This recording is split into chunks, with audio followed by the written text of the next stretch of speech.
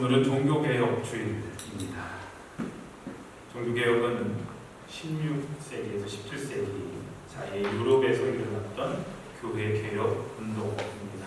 쉽게 얘기하자면 천주교와 개신교가 나눠지게 된 그런 계기가 되었죠. 유럽의 중세시대는 교황의 권위가 너무 높아서 하나님의 말씀보다 교황의 말이 더 중요시 되는 경향이 많았고, 또 신앙의 본질보다는 형식과 미신적인 것에 더 치중하기도 했습니다. 또한 교회는 성도들에게 예수님 안에서의 자유와 안식보다 교회 전통과 율법과 또 신앙의 무거운 짐만을 짊어지었던 그런 시기였습니다. 그래서 이 기간을 신앙의 암흑기라고도 부릅니다. 종교개혁은 가톨릭 교제 사제였던 마틴 루터가 1517년 10월 31일 면죄부에 관한 95개조 조항의 항의문을 자신이 교수로 재직하고 있던 비텐베르크 대학의 교회 정문에 게시한 것이 발단이 되었습니다.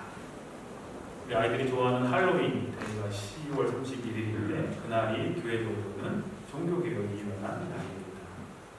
오직 의인은 믿음으로 말미암아 살리라 라는 로마서의 말씀을 의지하면서 그 말씀대로 살기를 희망했던 이 마틴 루터는 당시 가장 막강한 힘을 행사하고 있던 교회 권력 앞에 정면으로 도전장을 던진 것이었습니다. 그는 목숨을 걸고 진리를 위해 싸우는 힘겨운 싸움을 벌여야만 했지만 결국에는 많은 사람들이 이 교회 개혁 운동에 동참하기에 이릅니다. 이 종교개혁의 직접적인 도화선이 된 것은 1517년 그 당시 교황이었던 레오 10세가 로마에 있는 베드로 성당을 건축하기 위한 돈을 마련하기 위해서 유럽 전역에서 면죄부라는 것을 판 것이 그 이유였습니다. 오늘날도 면죄부라는 말을 쓰지 않습니까? 이 얘기가 벌써 500년 전 이야기인데 이게 오늘날도 이 면죄부라는 단어를 쓰는 이유입니다. 그 원래 그 시작이 바로 여기서부터 시작이 됐습니다. 이 면죄부는 교회에서 죄를 용서해주는 대가로 금품을 받고 발행한 일종의 증명서였습니다. 교회가 타락했기 때문에 돈으로 죄를 용서해줄 수 있다라고 속였던 것이었죠. 베드로 성당을 보면 그 규모와 화려함에 놀라운 금할 수가 없습니다. 멋있죠. 지금도 수많은 관광객들이, 지금은 뭐 가지 못하지만 수많은 관광객들이 그 안에 가려고 하죠. 그만한 건물을 지으려면 얼마나 많은 돈이 필요했을까라는 그런 생각을 누구나 쉽게 생각할 수 있을 텐데요. 그래서 교회는 이 면죄부를 팔아서 성당 지을 돈을 마련하기 위해 성경에는 없는 이상한 교리를 사람들에게 가르치기 시작합니다. 면죄부를 사서 헌금함에 돈을 넣으면 그 돈이 떨어지면서 딸랑 소리를 내자마자 이미 죽은 영혼이 천국으로 갈 수 있다는 그런 이야기였습니다. 많은 사람들이 이 말에 미혹되어서 너도 나도 면죄부를 삽니다.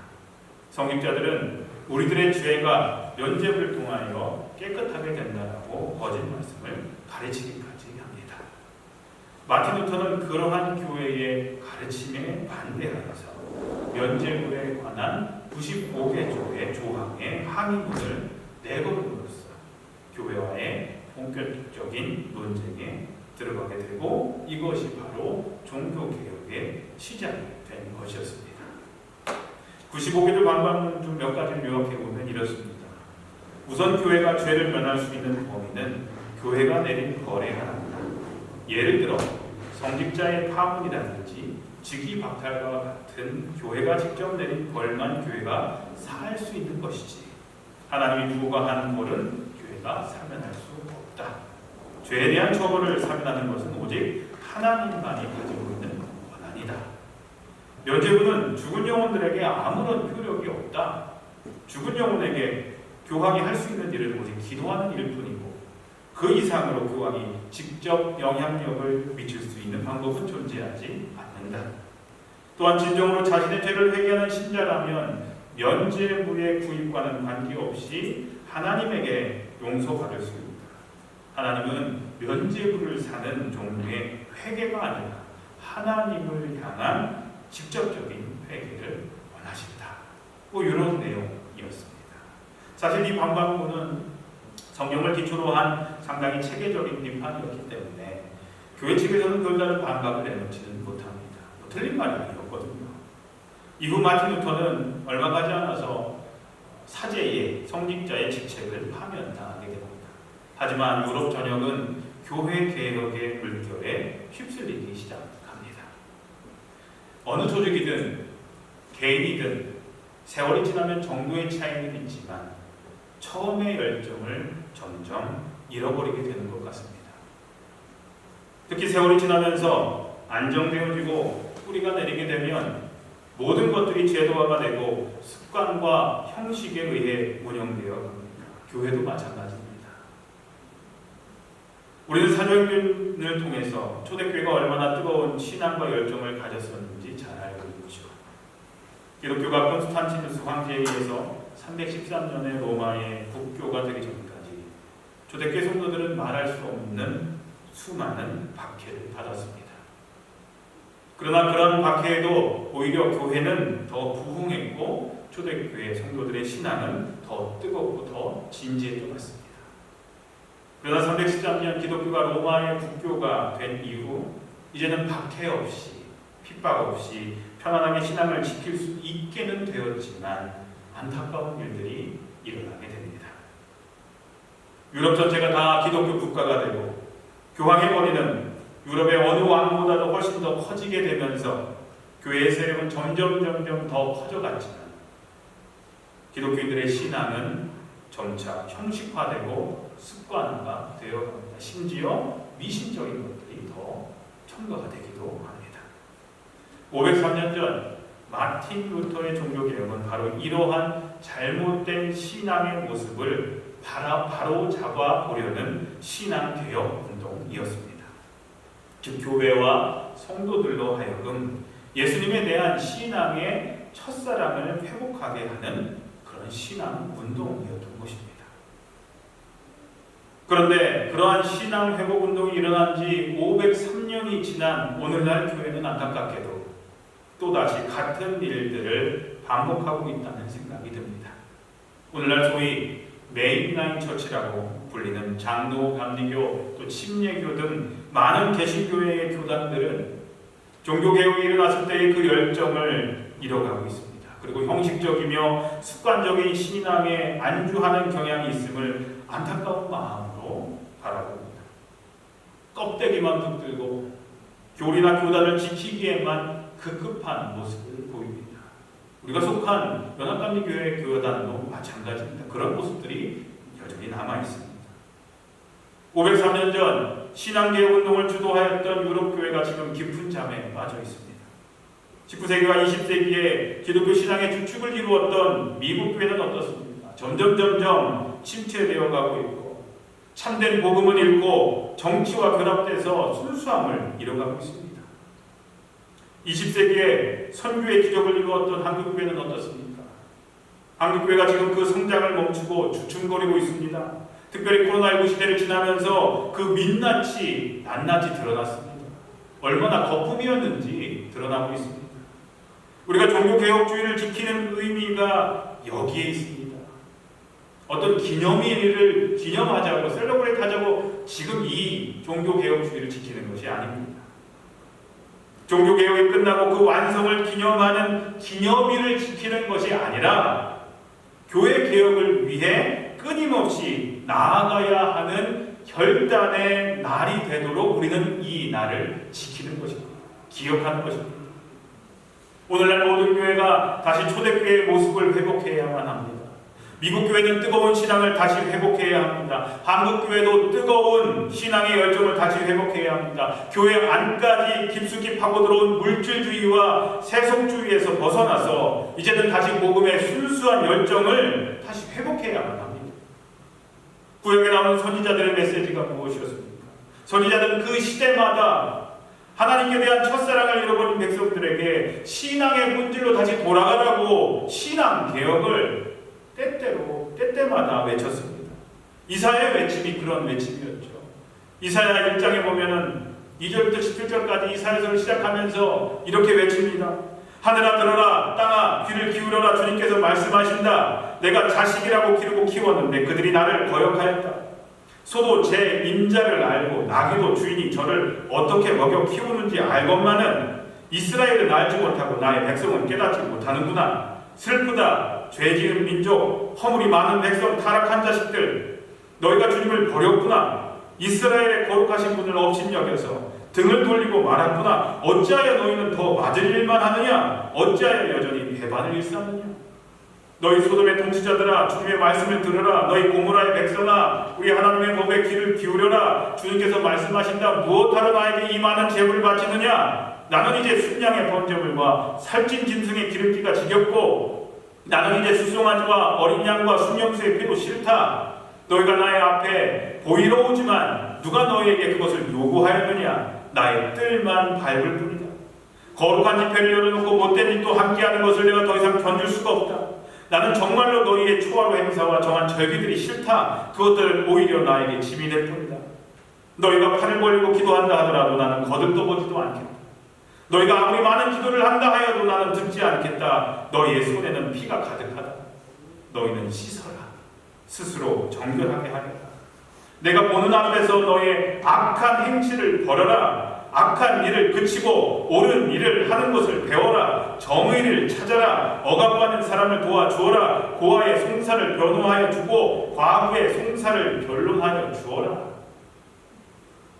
신앙의 본질을 회복하라는 신앙개혁의 외침이었습니다. 이런 관점에서 본다면 예수님도 종교개혁가였습니다. 신앙의 모양만을 갖추고 참 신앙의 내용을 잃어버린 그 당시 종교인들을 향해서 예수님은 이 외식하는 자들아라고 꾸짖으셨습니다.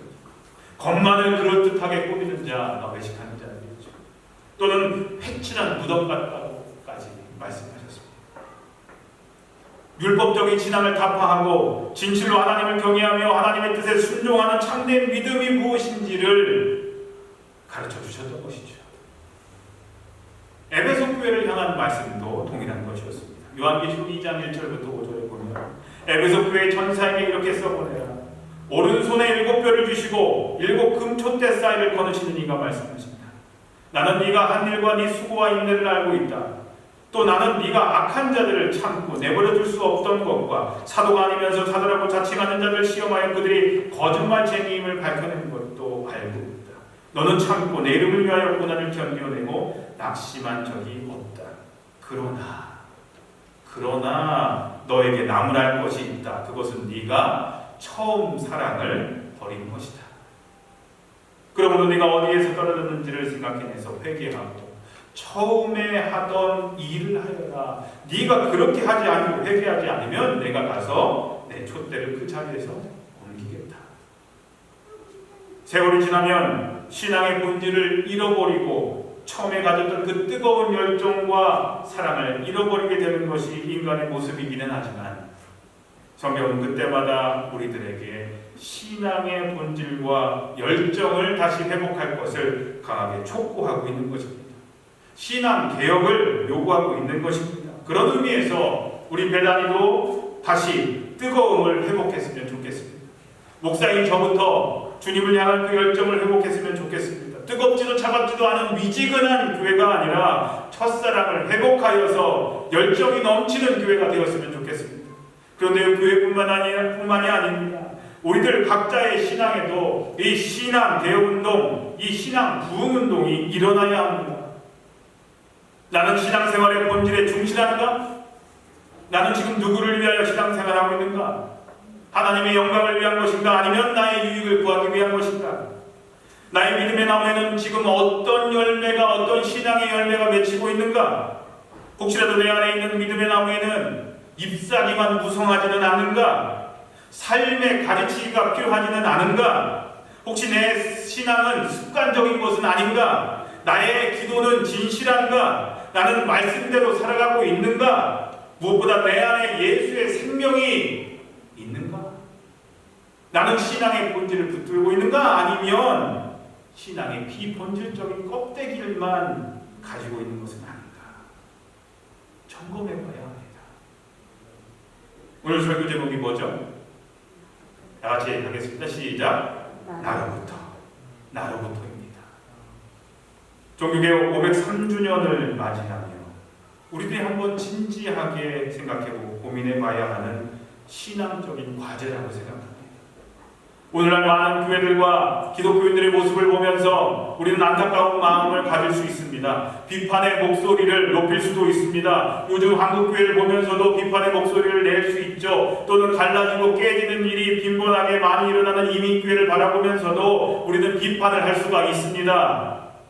그러나 남이 아니라 나부터 먼저 믿음의 본질을 붙들고 신앙생활을 하는 것은 매우 중요합니다. 나는 바라보지 못하고 자꾸 남만 바라보면서 탓하죠. 한국교회 저러면 안 되는데 저건 뭔가 누구 얘기하면서 이민교회 어느 교회는 이렇대 저렇대 저렇게 하면 안 되는데 하면서 얘기를 하죠. 이 교회는 왜 그러냐고 하면서 말은 자주 하는데 나는 어떤데요? 우리가 믿음의 본질을 잃어버릴 때 우리들의 신앙생활은 활력을 잃게 됩니다. 생명력을 잃고 우리들의 신앙은 형식적인 것이 되어버립니다. 거듭난 크리스천이 아니라 모양만 갖춘 종교인이 됩니다. 오늘 종교개혁 503주년을 맞이하면서 저와 여러분들의 신앙에도 나부터 먼저 조용하지만 구체적인 신앙개혁이 일어나기를 간절히 기도합니다. 특별히 우리 삶 가운데 다른 개혁보다 예배 개혁이 일어나도록 기도하고 노력하시길 바랍니다. 우리 그리스도인들의 신앙생활 가운데 예배보다 더 중요한 것이 어디 있겠습니까? 하지만 진정한 예배 개혁은 예배실을 새롭게 하거나 낡은 악기를 좋은 곳으로 교체하고 예배 순서를 늘리고 줄이고 하는 것이 아닙니다. 바로 예배자가 바뀌어야 합니다. 예배하는 나부터 변해야 합니다. 구경하는 예배자가 아니라 지금 저만을 바라보면서 앞에 찬양 인도하는 사람들을 바라보면서 목사만 바라보면서 구경하는 예배자가 아니라 지금 인터넷을 통해서 지금 온라인 예배를 참여하고 계신 여러분도 마찬가지입니다. TV를 보고 셀폰을 보고 하는 그냥 보는 게 아니라 예배는 보는 게 아니죠. 예배는 하는 겁니다. 여러분들이 해야죠. 보는 거 TV 보듯이 보는 게 무슨 의미가 있겠습니까? 예배 참여해야죠. 같이 말씀을 읽고 같이 기도자가 기도할 때 저 기도가 내 기도인 것처럼 그렇게 하나님께 올려드려야죠. 찬양의 가사와 곡절을 기억하면서 내 고백인 것처럼 그렇게 찬양해야죠. 교동문도 마찬가지입니다. 그래야 우리는 예배하는 겁니다. 그게 안 되면요, 예배 보는 거예요. 지금 저 보고 계시면 안 돼요. 예배해야 됩니다. 우리 교회 예배가 좀 길죠. 긴데요. 긴 게 장점도 있고 단점도 있겠지만 여러분들 예배 참여하셔야